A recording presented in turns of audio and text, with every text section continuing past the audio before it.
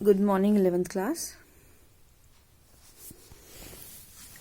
आज next topic हमारा है आक्रमणकारी अभिकर्मक।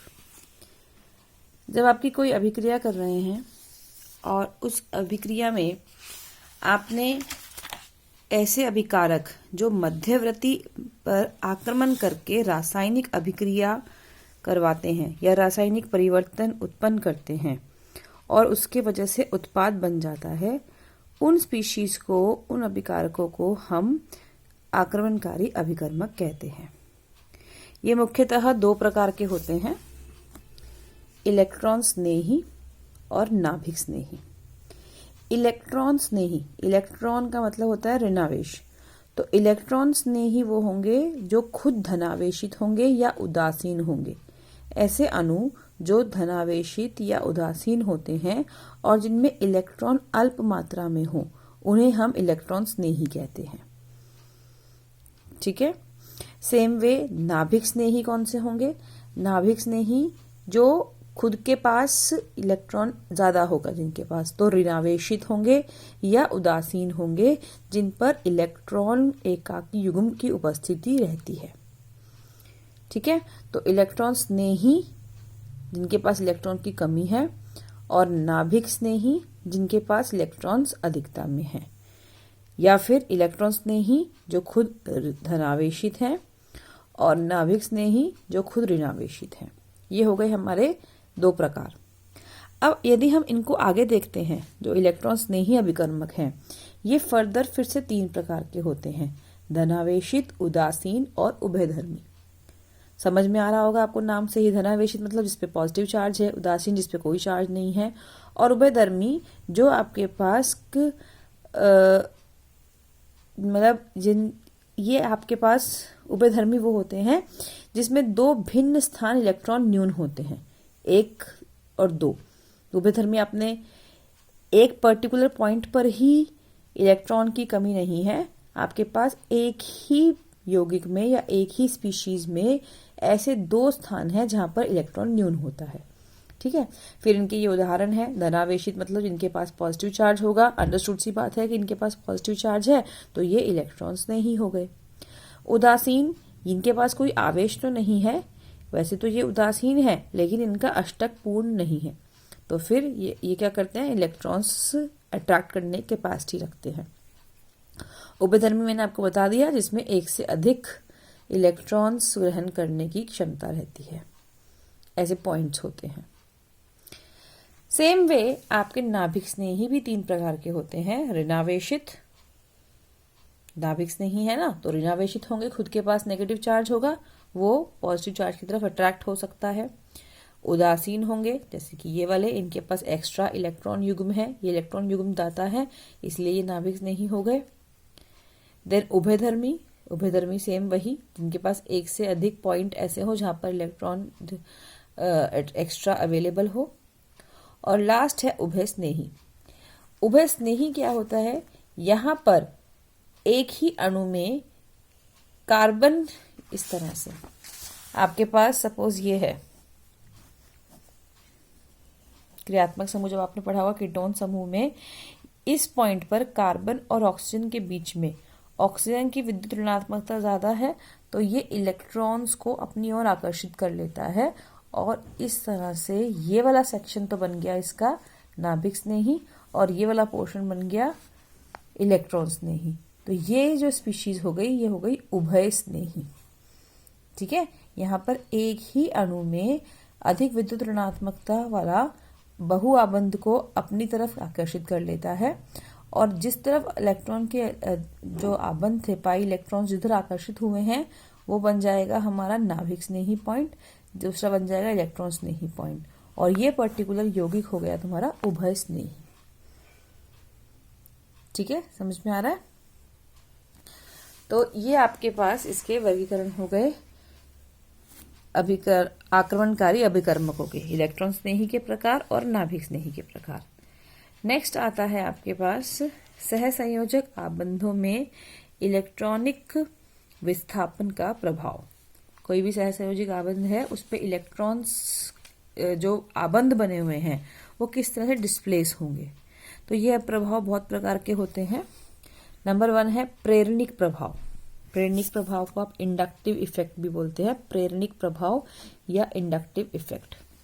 देखिए, ध्रुवीय सहसंयोजक आबंध में स्थित इलेक्ट्रॉन युग्म दोनों आबंधित परमाणुओं के मध्य व्यवस्थित न होकर अधिक विद्युत ऋणी परमाणु की ओर अधिक आकर्षित होता है। किसी भी कार्बन श्रृंखला में ध्रुवीय सहसंयोजक आबंध की उपस्थिति के कारण होने वाले इलेक्ट्रॉन विस्थापन की प्रक्रिया को प्रेरणिक प्रभाव कहते हैं। ठीक है, इसके अंदर क्या होगा कि आपके पास कार्बन श्रृंखला है, कार्बन श्रृंखला में एक तरफ तो कार्बन है और दूसरी तरफ कोई ऐसा परमाणु है जो इलेक्ट्रॉन विद्युत ऋणात्मकता जिसकी अधिक होगी, तो सहसंयोजक आबंध के जो इलेक्ट्रॉन्स हैं वो उस परमाणु की ओर आकर्षित हो जाएंगे और इस प्रभाव को हम बोलेंगे प्रेरणिक प्रभाव। अब ये फिर से 2 प्रकार का है, प्रेरणिक प्रभाव प्लस आई इफेक्ट और minus I effect. Plus I effect को हम बोलते हैं धनात्मक प्रेरणिक प्रभाव और माइनस आई को बोलते हैं ऋणात्मक प्रेरणिक प्रभाव। पहले धनात्मक प्रेरणिक प्रभाव, जब कार्बन के साथ कोई इलेक्ट्रॉन दाता समूह लगा होता है और कार्बन श्रृंखला पर इलेक्ट्रॉन घनत्व में वृद्धि हो जाती है तो हम बोलते हैं कि यहाँ पर प्लस आई इफेक्ट हो गया। ठीक है, बेसिकली आपके पास जो कार्बन श्रृंखला में इलेक्ट्रॉन स्नेही या नाभिक स्नेही कोई भी आके अटैच हुआ है और उसके अटैचमेंट के बाद जो इलेक्ट्रॉन्स हैं वो उसकी तरफ आकर्षित हो गए हैं। ठीक है, ये हो गया तुम्हारा प्लस आई इफेक्ट। अब देखो, इसमें प्लस आई इफेक्ट में जब भी कोई समूह आके अटैच हो रहा है उसकी एक तीव्रता का प्रभाव है। प्लस आई इफेक्ट प्रभाव उत्पन्न करने वाले जो समूह होते हैं उनकी एक सीक्वेंस, उनका जो तीव्रता का क्रम होता है वो ये फॉलो होता है। सबसे ज्यादा टर्शरी, तृतीयक, फिर सेकेंडरी, फिर प्राइमरी, फिर मिथाइल और लास्ट में हाइड्रोजन। यानी कि अगर आपके पास जब प्लस आई इफेक्ट देखना है तो टर्शरी वालों के पास मैक्सिमम दिखेगा, सेकेंडरी वालों का थोड़ा come and so on. Next आता है तुम्हारा minus I effect. Minus I effect यानी कि ऋणात्मक प्रेरणिक प्रभाव। जब कार्बन परमाणु के साथ इलेक्ट्रॉन आकर्षित करने वाला समूह लगा होता है तो कार्बन श्रृंखला पर इलेक्ट्रॉन घनत्व घट जाता है। ठीक है, उसमें क्या था, इलेक्ट्रॉन कार्बन के पर इलेक्ट्रॉन्स का जो घनत्व था वो बढ़ रहा था, यहाँ पर इलेक्ट्रॉन्स का घनत्व कम हो रहा है। तो ये कम कौन होगा, जब आपके पास इलेक्ट्रॉन आकर्षित करने वाला समूह लगा होगा। बिल्कुल उसका ऑपोजिट, यहाँ पर इलेक्ट्रॉन्स को अपनी तरफ से दूर करने वाला समूह लगा हुआ था और माइनस आई में इलेक्ट्रॉन्स को आकर्षित करने वाला समूह लगा हुआ है। ठीक है, यहाँ पर इलेक्ट्रॉन दाता था, यहाँ पर इलेक्ट्रॉन आकर्षक है। यहाँ पर घनत्व को बढ़ा रहा था, यहाँ पर घनत्व को घटा रहा है। तो सेम वे आपके पास माइनस आई इफेक्ट इसका जस्ट ऑपोजिट हो जाता है। अंडरस्टूड? प्रेरणिक प्रभाव क्लियर हुआ आप लोगों को। नेक्स्ट आता है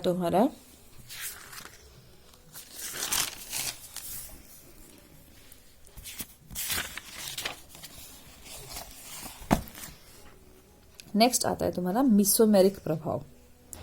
मीसोमेरिक प्रभाव को हम अनुनाद प्रभाव भी कहते हैं, मीसोमेरिक प्रभाव या अनुनाद प्रभाव। इसमें यह एक स्थायी प्रभाव है जिसमें पाई इलेक्ट्रॉन बहु आबंध से बंधित परमाणु पर या एकल आबंध पर अथवा अयुग्मित इलेक्ट्रॉन युग्म एकल आबंध पर स्थानांतरित हो जाता है। ठीक है, यहाँ पर पाई इलेक्ट्रॉन्स मतलब जैसे जहाँ पे डबल बॉन्ड बन रहा हो, द्वि आबंध बन रहा हो, ठीक है, वहां पर जब आपके पास इलेक्ट्रॉन्स का विस्थापन होगा तो उसको हम बोलते हैं मीसोमेरिक प्रभाव। ये भी 2 प्रकार का है, माइनस एम इफेक्ट या plus M effect. Minus M effect को हम ऋणात्मक मीसोमेरिक प्रभाव कहते हैं।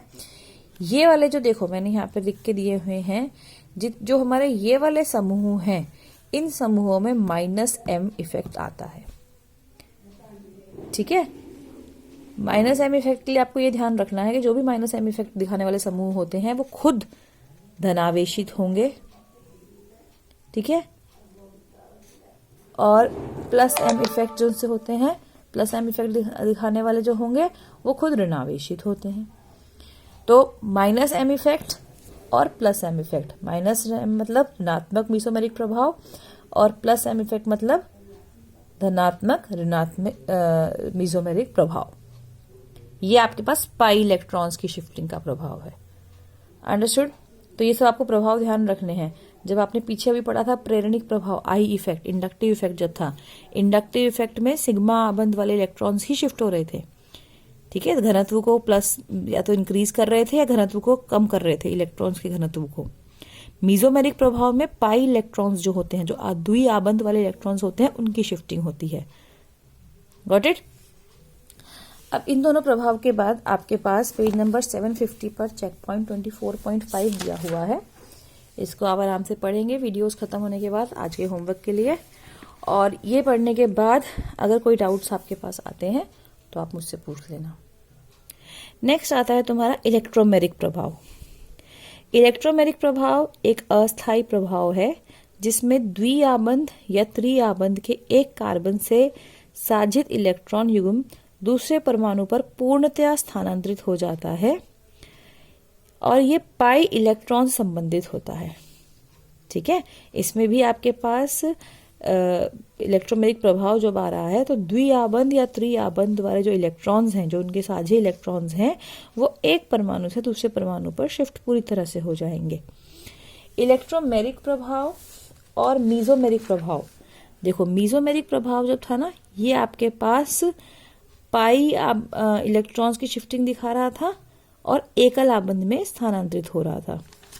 यहां पर क्या हो रहा है, ये अस्थायी प्रभाव है जो तब तक रहेगा जब तक कि वो ग्रुप उस पर अटैच्ड है। ये फिर से अगेन दो प्रकार के हो गए, प्लस ई प्रभाव और माइनस ई प्रभाव। प्लस ई प्रभाव कौन सा होता है, जहां पर इलेक्ट्रॉन का स्थानांतरण आक्रमणकारी अभिकर्मकों की ओर होता है। और माइनस ई प्रभाव क्या होगा, जहां पर इलेक्ट्रॉन्स का स्थानांतरण आक्रमणकारी अभिकर्मक से दूर होता है। देखिए इसका एग्जाम्पल मैं आपको एक बार बुक में समझा देती हूँ।